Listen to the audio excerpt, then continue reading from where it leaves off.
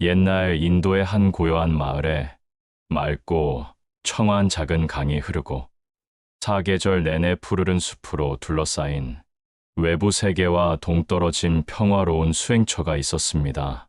그곳에는 수십 년이라는 오랜 세월 동안 끊임없이 자신의 마음을 다스리고 닦아온 지혜롭고 자비로운 부처님이 고요히 머물고 계셨습니다. 어느 날, 한 청년이 지친 얼굴로 부처님을 찾아왔습니다.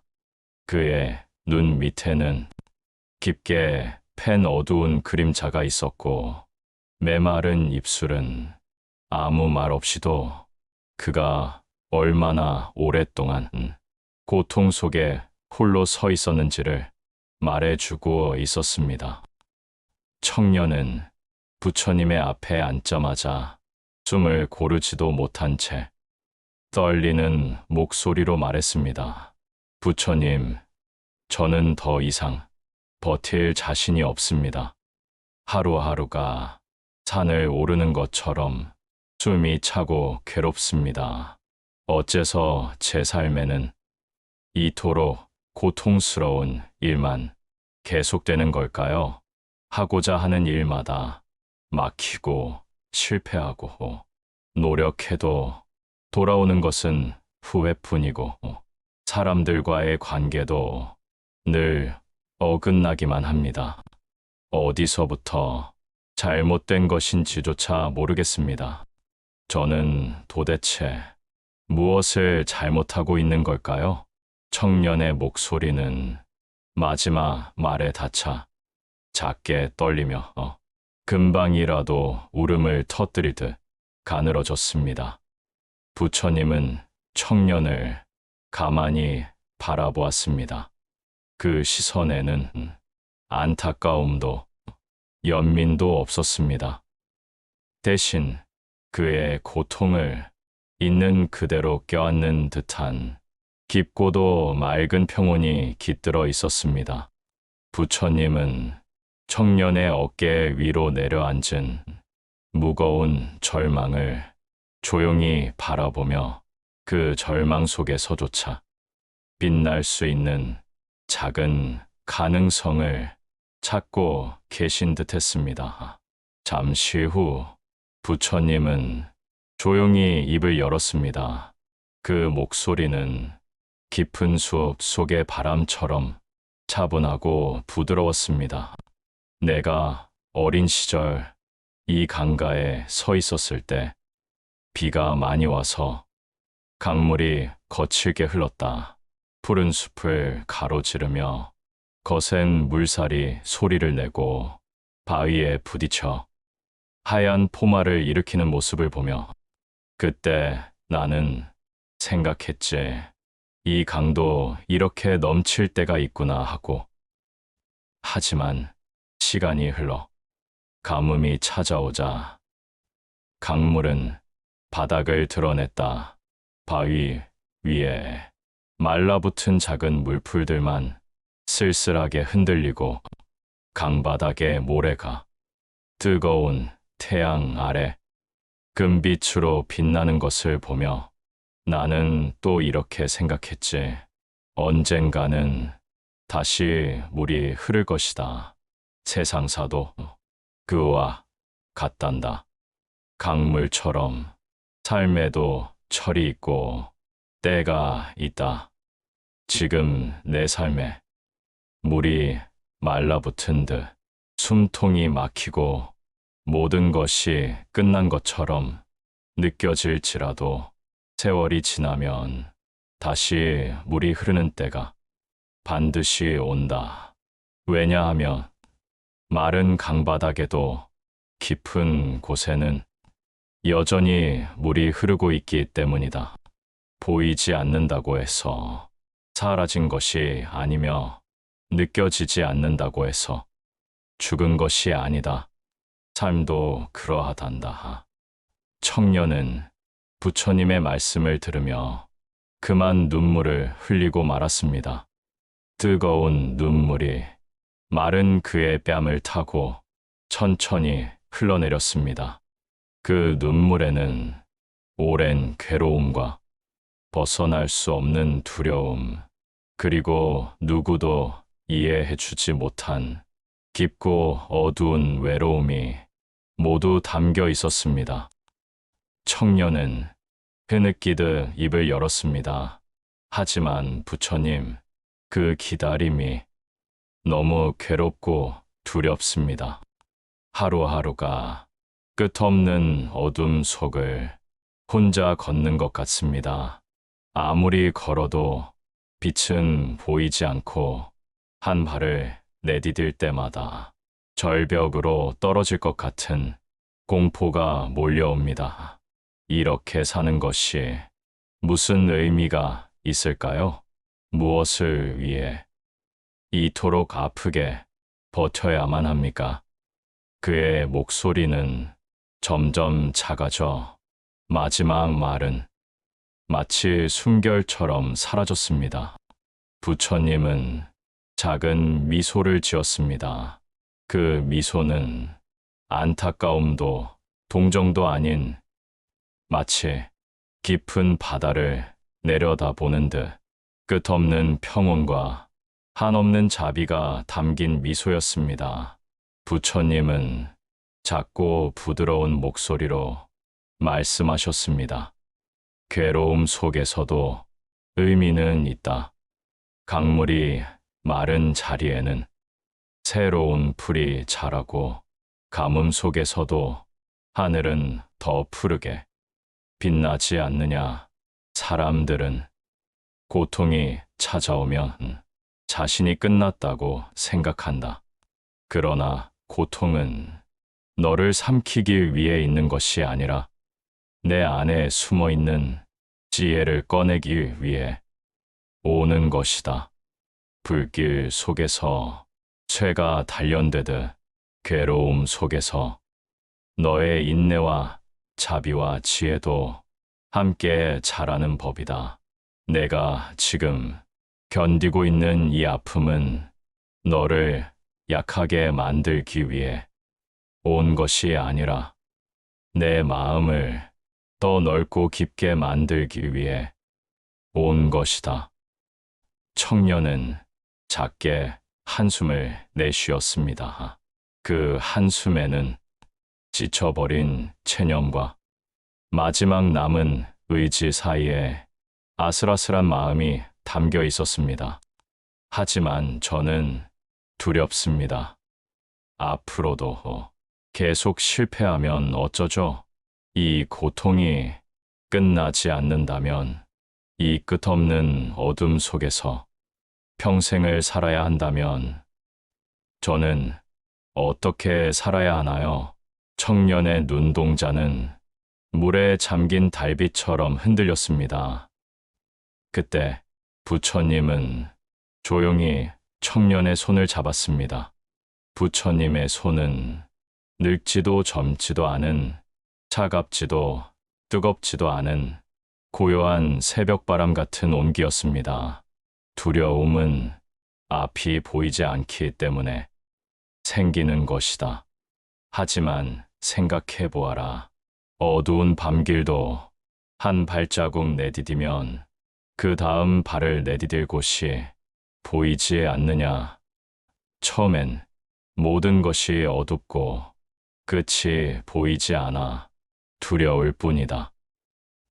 그러나 한 발, 또 한 발 내디딜 때마다 길은 열리고 그 길 위에서 너는 조금씩 빛을 만나게 될 것이다. 인생도 마찬가지다. 모든 것을 다 알 수 없고 앞날이 보이지 않아도 오늘 하루 내가 할 수 있는 일에 최선을 다하면 그 하루가 모여 언젠가 내가 바라던 아침이 찾아올 것이다. 마침내 밤이 끝나고 해가 떠오를 때 너는 알게 될 것이다. 어둠 속에서도 너는 항상 길 위에 서 있었음을, 그리고 그 길이야말로 너를 가장 단단하게 빛나게 했음을 청년은 눈물을 닦으며 고개를 끄덕였습니다. 부처님, 어떻게 하면 이 힘든 시기를 버틸 수 있을까요?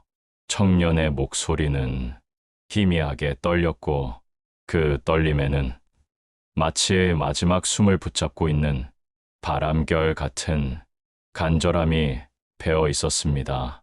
부처님은 청년 옆에 놓인 작은 등불을 가리켰습니다.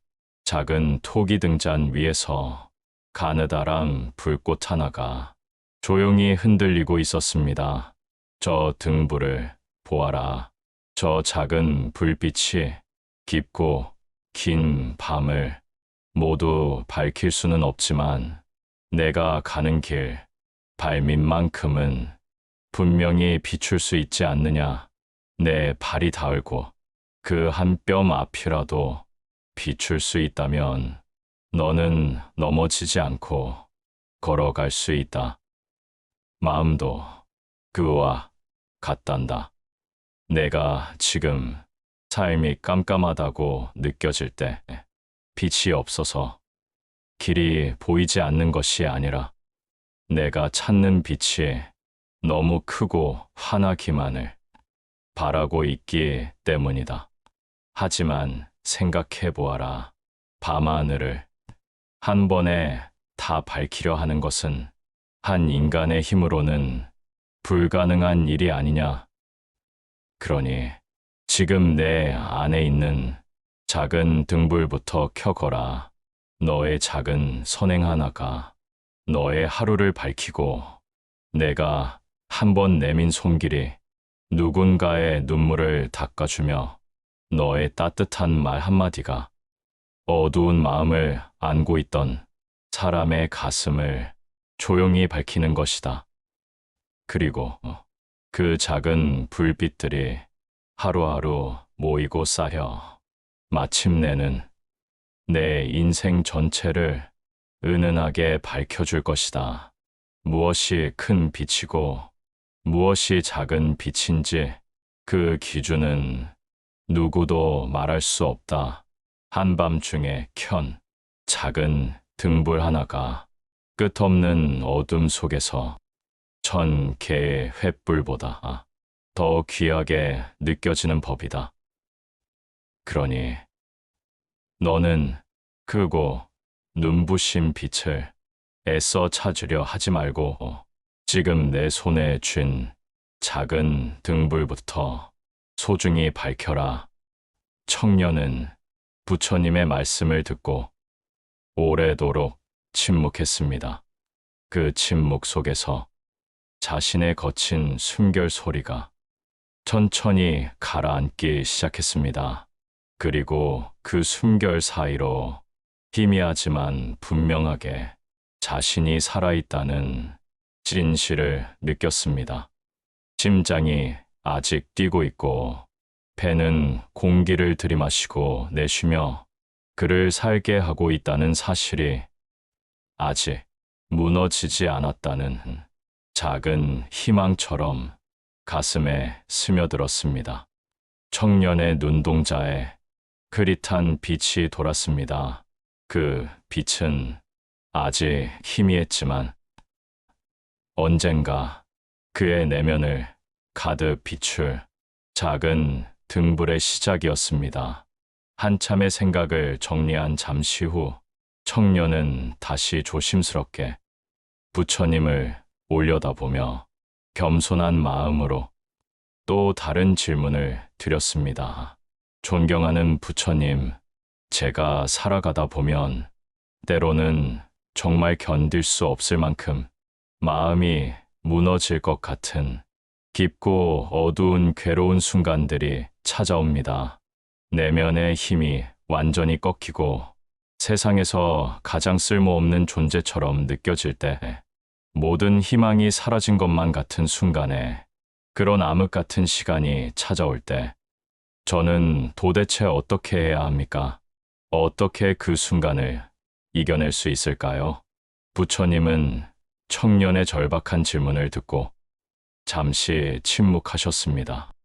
그리고 천천히 강가에 피어 있는 보잘것없어 보이지만 강인한 생명력을 지닌 작은 들꽃 하나를 가리키며 바라보았습니다. 부처님의 눈빛에는 자비와 지혜가 깃들어 있었고 마침내 조용하고 단정한 목소리로 말씀하셨습니다.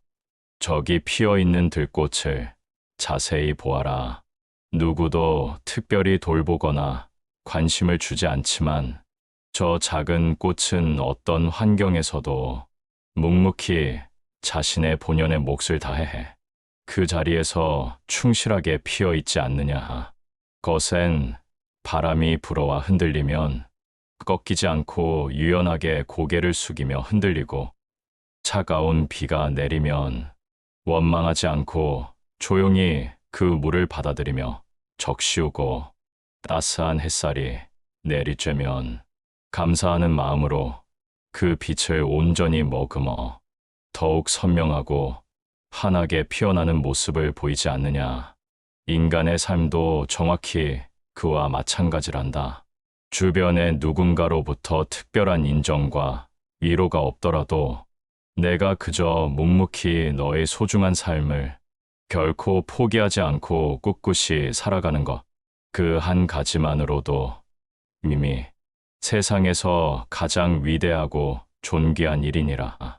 진정으로 힘든 시기를 버틴다는 것은 단순히 고통을 참고 견디는 수동적인 행위가 아니다. 그것은 능동적인 성장의 과정이니 그 치열한 고통과 시련 속에서 너의 내면을 더 깊이 들여다보고 영혼을 닦으며 정신을 단련하는 숭고한 수행의 과정과도 같은 것이다. 내가 홀로 흘린 뜨거운 눈물의 양만큼 너의 마음은 더욱 넓고 깊어질 것이며 내가 밤하늘을 바라보며 삼킨 깊은 한숨만큼 너의 지혜와 통찰은 더욱 단단하게 자라날 것이다. 그러니 어떤 상황에서도 결코 삶을 포기하지 말고 오늘 이 순간, 지금 여기에서 내가 할 수 있는 작은 일부터 시작하거라.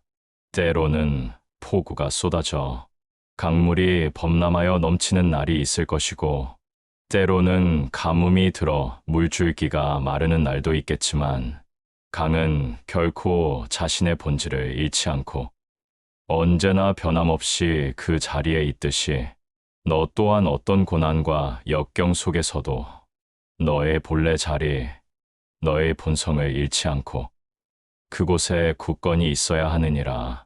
무슨 일이 있어도 너의 자리를 지켜라. 흔들리지 말고 내 길을 가거라. 자연의 이치처럼 결국 모든 강물은 다시 제 길을 찾아 힘차게 흐게 되는 법이니라. 청년은 오래도록 고개를 숙인 채 자신의 앞에 놓인 땅바닥만 응시하고 있었습니다. 마치 세상의 무게를 온전히 받아들이려는 듯 깊은 침묵 속에서 자신의 내면과 대화하고 있었습니다. 그의 눈앞에는 부처님의 발등 위로 가만히 내려앉은 햇살이 보였습니다. 그 빛은 창문을 통해 은은하게 흘러들어와 고요한 공간을 따스함으로 채우고 있었습니다. 그 햇살은 붉지도 노랗지도 않은 투명한 금빛이었고 수정처럼 맑고 깨끗하여 보는 이의 마음까지 정화시키는 듯했습니다. 마치 부처님의 평온이 빛으로 변해 세상을 감싸고 있는 듯했습니다. 그 부드러운 빛은 모든 어둠과 불안을 조용히 녹여내는 힘이 있었습니다. 청년은 천천히 고개를 들었습니다. 그 작은 움직임에도 그의 어깨에 얹혀있던 보이지 않는 무거운 짐이 조금씩 가벼워지는 것을 느꼈습니다. 부처님의 얼굴에는 여전히 변함없는 고요함과 끝없는 자비가 깃들어 있었습니다. 오랜 세월을 거쳐 더욱 깊어진 그 지혜로운 눈빛은 청년의 마음을 꿰뚫어 보는 듯했습니다. 그 얼굴을 바라보는 순간 청년의 가슴 깊은 곳에서 조용한 울음이 일어났습니다. 오랫동안 굳게 닫혀있던 마음의 문이 서서히 열리며 그 안에 쌓여있던 모든 감정이 물처럼 솟아오르기 시작했습니다. 소리 없는 울음이었지만 그 울음 속에는 두려움도, 후회도, 원망도 모두 녹아 있었습니다.